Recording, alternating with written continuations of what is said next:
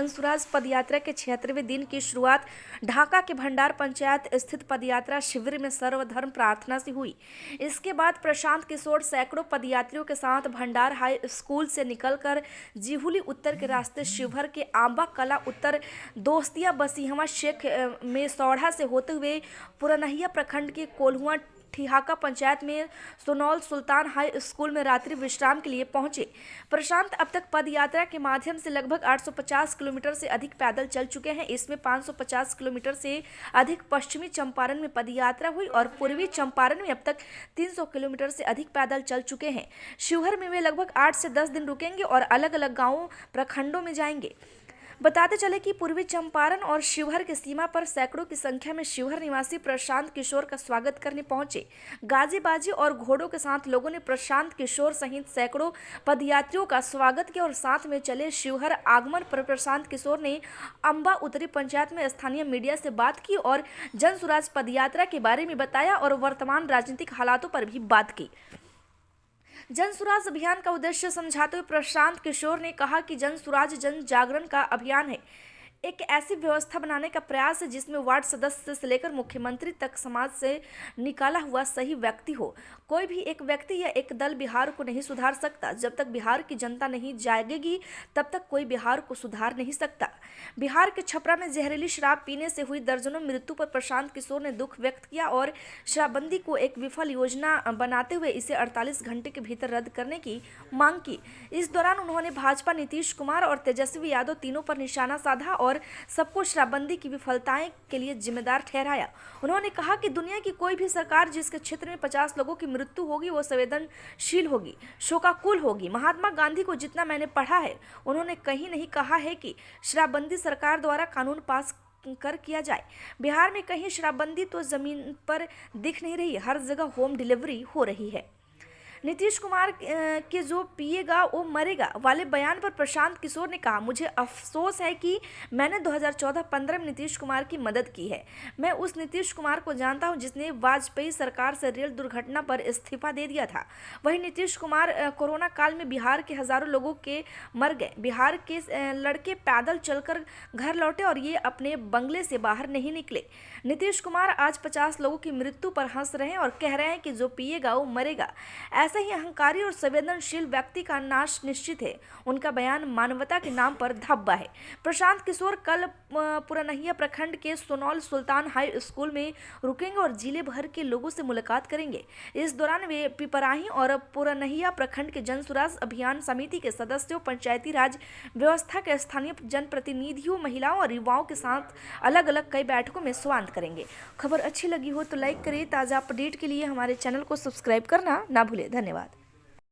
Home delivery हो रही है और बिहार जैसे गरीब राज्य का शराबबंदी की वजह से करीब साल में 20,000 करोड़ का राजस्व का नुकसान हो रहा है। और ये पैसा कहाँ जा रहा है? ये पैसा जा रहा है शराब माफिया के पास, पुलिस कर्मियों के पास, प्रशासन में भ्रष्ट एलिमेंट्स के पास। और आपको हम जो बिहार सरकार का 20,000 करोड़ का नुकसान हो रहा है, इसकी आंशिक भरपाई के लिए आपसे, हमसे, बिहार के किसानों से डीजल पर 9 रुपये लीटर और पेट्रोल पर 13 रुपये लीटर एक्स्ट्रा टैक्स लिया जा रहा है। आप यूपी में जाकर देख लीजिए, यहाँ से डीजल 9 रुपये लीटर सस्ता है, पेट्रोल 13 रुपये लीटर सस्ता है।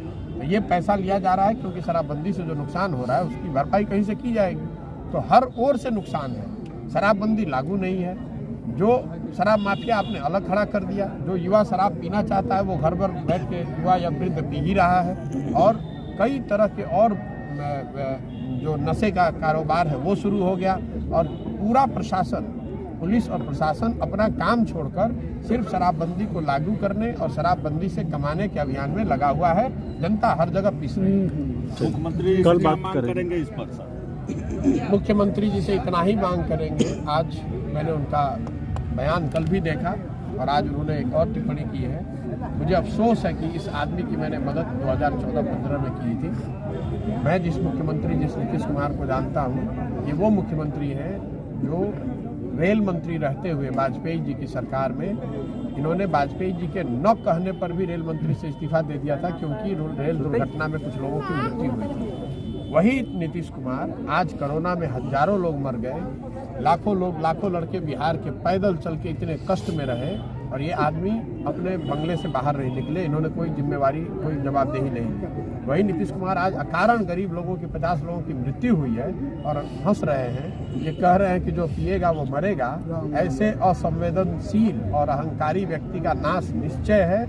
मतलब कोई आज तक दुनिया में कोई उदाहरण नहीं है कि आपके अपने राज्य के 50 लोग मर गए, अगर अपनी गलती से भी मर गए तो भी आप राज्य के मुखिया होने के नाते उनके लिए संवेदना के शब्द व्यक्त करने के बजाय आप उनको इस तरह के अगर वाक्य कह रहे हैं तो मानव मुख्यमंत्री होना छोड़ दीजिए, एज ए ह्यूमन बीइंग मानवता के नाम पर जो आप, ये एक तरह से बहुत बड़ा धब्बा है, ये नहीं करना चाहिए। उनको ऐसी बात नहीं कहनी चाहिए थी। और मैं ये सिर्फ इतना ही दिखाता है कि नीतीश कुमार उम्र के इस पड़ाव पर झुंझलाए हुए हैं, सामाजिक और राजनीतिक तौर पर अकेले पड़ गए हैं और उसी झुंझलाहट में अब उनको समझ में नहीं आ रहा है तो इस तरह के उद्गार उनके मुंह से निकल रहा है। सर पार्टी बनाएंगे अभी तो कल बात करेंगे। अब कारण मृत्यु अगर नागरिकों की हो जाए तो वहाँ की सरकार गमगीन होगी, वहाँ की सरकार शोकाकुल होगी, वो उसको सुधारने के लिए माफ़ी मांगेगी, उसको लोगों को सांत्वना देने का प्रयास करेगी। लेकिन ये दिखाता है कि बिहार के जो सत्ताधारी लोग हैं, जो नेता है, यहाँ के जो व्यवस्था है, और मैं इसमें बीजेपी को भी इंक्लूड कर रहा हूँ, आप इस बात को ध्यान दे लीजिए। ये जो विधानसभा में बैठ के नाटक कर रहे हैं बीजेपी के लोग, 3 महीने पहले तक तो यही बैठे हुए थे। उस दौरान भी जहरीली शराब से लोगों की मृत्यु हुई है। और आज खाली तख्ती लेकर विधानसभा के बाहर खड़े होने से नहीं होगा। खुले तौर पर मुझको छोड़कर कोई भी व्यक्ति नहीं कह रहा है कि शराबबंदी बिल्कुल 48 घंटे के अंदर हटाया जाना चाहिए। दुनिया में इस बात का कहीं कोई प्रमाण नहीं है कि शराबबंदी के जरिए आप सामाजिक या आर्थिक विकास की दिशा में कुछ बेहतर हासिल कर सकते हैं। दूसरी और बात समझ लीजिए, जिस महात्मा गांधी का नाम ले रहे हैं ये लोग, मैंने खुले मन से चुनौती दी है नीतीश कुमार को और जो लोग भी महात्मा गांधी के नाम पर शराबबंदी का समर्थन कर रहे हैं कि आप महात्मा गांधी का लिखा हुआ एक लाइन या एक वाक्य मुझे सुना दीजिए जिसमें महात्मा गांधी ने स्टेट लेड प्रोहिबिशन, मतलब सरकार द्वारा लागू की शराबबंदी की बात कही है। महात्मा गांधी ने ऐसी कोई बात नहीं कही है। मैंने भी बहुत पढ़ाई करी है महात्मा गांधी के बारे में। महात्मा गांधी की कुरीति पर टिप्पणी की है, उन्होंने समाज को इस बात के लिए तैयार करने, प्रयास करने की बात कही है जिसमें शराब लोग न पिए। लेकिन महात्मा गांधी ने ये नहीं कहा कि आप कानून बनाकर देश में शराबबंदी लागू कर दें। अगर महात्मा गांधी ये चाहते तो जब देश आज़ाद हुआ तो उसी समय संविधान में लिख दिया गया होता कि पूरे देश में आप शराबबंदी लागू कर दें। और अगर 1 मिनट को आप मान भी लें कि शराबबंदी ठीक है तो बिहार में शराबबंदी है कहाँ? मैं तो हर गाँव जा रहा हूँ और 75 दिन से पैदल चल रहा हूँ। हर गाँव में मैं हाथ उठवाकर वोट कराता हूँ। लोग बता रहे हैं कि सब जगह होम डिलीवरी हो रही है, हर जगह होम डिलीवरी हो रही है। और बिहार जैसे गरीब राज्य का शराबबंदी की वजह से करीब साल में 20,000 करोड़ का राजस्व का नुकसान हो रहा है। और ये पैसा कहाँ जा रहा है? ये पैसा जा रहा है शराब माफिया के पास, पुलिस कर्मियों के पास, प्रशासन में भ्रष्ट एलिमेंट्स के पास। और आपको हम जो बिहार सरकार का 20,000 करोड़ का नुकसान हो रहा है, इसकी आंशिक भरपाई के लिए आपसे, हमसे, बिहार के किसानों से डीजल पर 9 रुपये लीटर और पेट्रोल पर 13 रुपये लीटर एक्स्ट्रा टैक्स लिया जा रहा है। आप यूपी में जाकर देख लीजिए, यहाँ से डीजल 9 रुपये लीटर सस्ता है, पेट्रोल 13 रुपये लीटर सस्ता है। तो ये पैसा लिया जा रहा है क्योंकि शराबबंदी से जो नुकसान हो रहा है उसकी भरपाई कहीं से की जाएगी। तो हर ओर से नुकसान है। शराबबंदी लागू नहीं है। जो शराब माफिया आपने अलग खड़ा कर दिया। जो युवा शराब पीना चाहता है वो घर पर बैठ के युवा या वृद्ध पी ही रहा है। और कई